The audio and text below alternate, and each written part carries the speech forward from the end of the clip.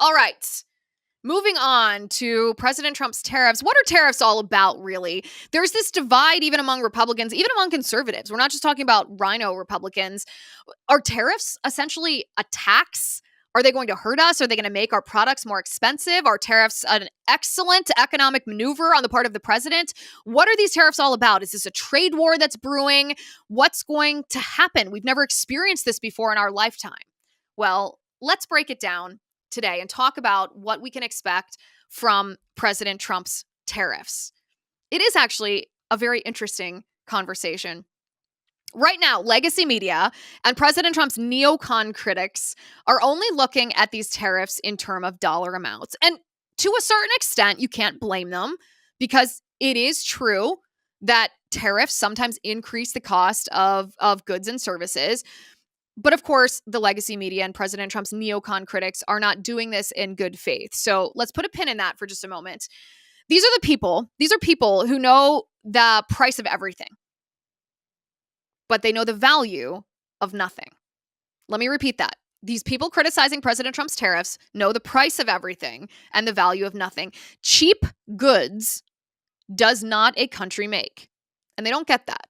Now, what do I mean by this? I'm not dismissing the fact that some products could get more expensive if Trump's tariffs continue. I invite you to consider this. In the 1990s, the American people were promised that NAFTA, trade with China, and globalization would lead us to a better life. We'll have cheap products, they told us, more luxuries, more democracy, they claimed. But what actually happened to the American people? Well, between the year 2000 and 2017, 5.5 million American manufacturing jobs left the country. As they left, Americans, especially American men who filled these jobs, suddenly lost the dignity of work. Now, Christianity teaches that all honest work has dignity. This is best exemplified by St. Joseph, a carpenter who worked so that he could provide for Mary, the mother of God, and for his foster son, Jesus. St. Joseph's life had meaning because he had a job to do given by God, and he said yes to God. He worked to provide for his family. So what happens when your jobs are gone? What happens when men want to provide for their family because it's something innate that God put in their heart, that God intended for them, but they can't because there's no jobs to be had? What happens when you don't have meaning? What happens when men don't have purpose? As millions of Americans soon had, thanks to elites who promised that free trade would better their lives. What happens when the stress of life is too much to bear all around you as a result of not being able to find a job, to provide for your family, to fulfill who you were made to be? Well, what happens is you turn to things that provide relief from that crushing stress. You turn to things like drugs, which are readily available in our country. And that's exactly what happened. Between 1999 and 2021, more than 640,000 Americans have died from opioid overdose. 640,000. Those Americans became hooked on drugs. Why? Well, those communities, places like where Vice President J.D. Vance is from, were hollowed out and lost most of those manufacturing jobs that had previously sustained them. Thus, they lost not only their income, but a deeper meaning in life. So the elites said that increased free trade would make life better by giving us cheaper products and increasing our relations with China, with Canada, with Mexico. And we did, by the way, get cheaper products. We do have more luxuries, but you'd be hard-pressed to say that America and the American people came out on top. Our quality of life, by and large, has not improved the way that elites promised that it would. And those three countries not only took our jobs, but actively allow fentanyl and other opioids to come to our country to this very day. They profit from it. So what does this have to do with tariffs? How do tariffs play into this? This so-called trade war is part of an effort to get Mexico, China, and Canada to crack down on fentanyl production and stop the flow of this deadly narcotic and others into the United States.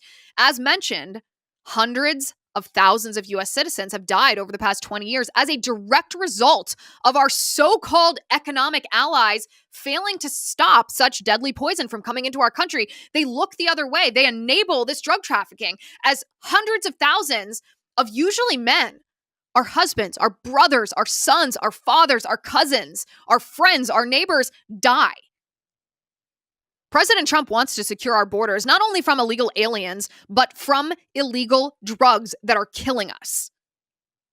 In fact, prior to announcing these tariffs, President Trump asked China and Mexico and Canada to crack down on this very drug flow.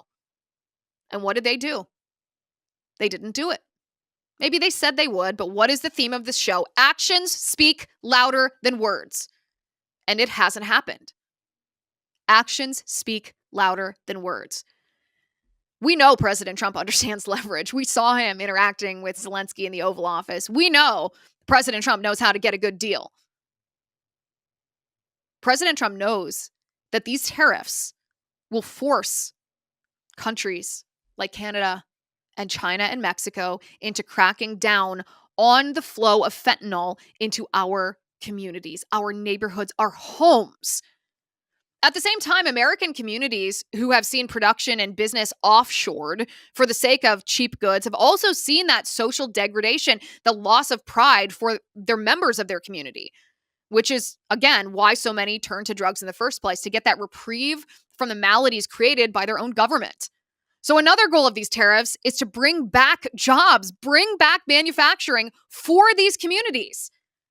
That's why companies who invest in the United States, depending on certain conditions, will avoid these tariffs. We've already been seeing the benefits of this. It's almost immediate when Trump does something like this. Honda, for example, announced the other day that they're going to bring a plant to Indiana instead of Mexico. Why?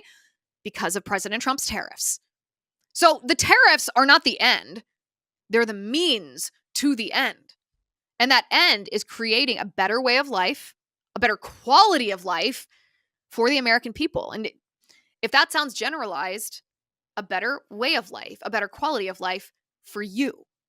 Free trade in the free market, it's only beneficial in so much that it helps the American citizen improve his or her lot in life. It actually becomes detrimental to the American people. When it does, something has to change. And that change is coming in the form of President Donald Trump. It's being ushered in by these tariffs, yes, because that's what's necessary to get other countries to change their ways. President Trump understands every single word I said. In fact, listen to Peter Navarro say it. Take a listen. What I want to say to every world leader who gets up in arms when all we're asking for is fairness and to have them stop killing our people is, please listen to us. Canada could do a lot more. Canada has been taken over, Brett, by Mexican cartels. They bring up these pill presses and printers and the medicines that they fake. You can't tell the difference. Yeah, it's major Pharma problem. companies can. You need a spectrometer to do it. It's crazy stuff. And people are dying, Brett. It's been going on for too long. And I'll give you another thing, just to make this point. It's like it all starts in China. But then China brings these chemicals over in 50-gallon drums. And you know what? When they get to the ports, you know why that stuff isn't interdicted there? It's because China owns the ports. Peter Navarro, you could argue that he's the architect of the tariffs, although President Trump has said, I think he said it in his speech actually, that he loves the word tariff, a beautiful word he called it. And he has been pro-tariff all of his professional life, even before he was in politics. Peter Navarro deeply understands that cheap products and cheap labor are not the be-all and end-all. The be-all and end-all of the American way of life is having a life and having that dignity of life. Just stop killing Americans and the tariffs stop. That's it. That's all there is to it.